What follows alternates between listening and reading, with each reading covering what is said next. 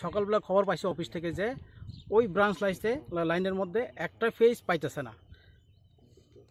Phase না পাওয়াতে কি করছে তারা, স্টাফ আইসে এখানে এখানে যেহেতু ব্রাঞ্চ লাইনে জিও সিস্টেম আছে, কাটার সিস্টেম আছে, ওই জিও কাইটটা তালা দিয়া তারা লাইনে বাইর হয়েছে চেক করতো, যেখানে জাম্পারিং আউট হয়েছে এটা খুঁজে বার করতো। তারা বাইর হয়েছে, অ্যাকর্ডিংলি তারা উঠটা দেখছে এখানে একটা এইসব বিপদ হয়ে দেখে তারা ভাবছে এখানে পার্মানেন্টলি জাম্পার কাইটটা আউট করে তারা এদিকে স্বাধীনভাবে কাজ করানোর লেগে তারা এখানে জাম্পারিং কাটতে উঠছিল। ততক্ষণেই কে বা কারা পাবলিক এখানে তালা ভেঙ্গা, সেটা আপনারাও দেখছেন এখানে, ওইটা ভেঙ্গা জিও দিয়া দেওয়ার পরে ঘটনাটা হয়ে গেছে। এখানে মারা গেছে, কি নাম ওনার?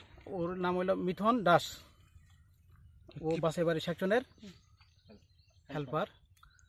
আরেকজন লোক আসছিল, তার সঙ্গে আসছিল আরেকজন স্টাফ অরুণ দেববর্মা। তারা দুইজন প্লাস একজন এজেন্সির লোক একজন আছে। যেহেতু দুইজনে তো কাজ করা যায় না, তার জন্য সিনিয়র ম্যানেজার কইছে তাদেরকে তুমি আরেকজন লোক ব্যবস্থা করে নিয়ে যাও।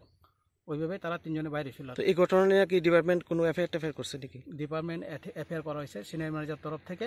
এখন বাকি যেহেতু এক্সপায়ার হয়েছে, বাকি ইয়েগুলো আমরা দেখতেছি, বিষয়বস্তুগুলো আমরা দেখতেছি, কীভাবে তাড়াতাড়ি তার ফেসিলিটিগুলো দেওয়া যায় সেই বিষয় নিয়ে আমরা আমাদের এজিএম প্লাস জিএমের সাথেও কথা হয়েছে, প্লাস এজিএম এমডির সাথেও কথা হয়েছে।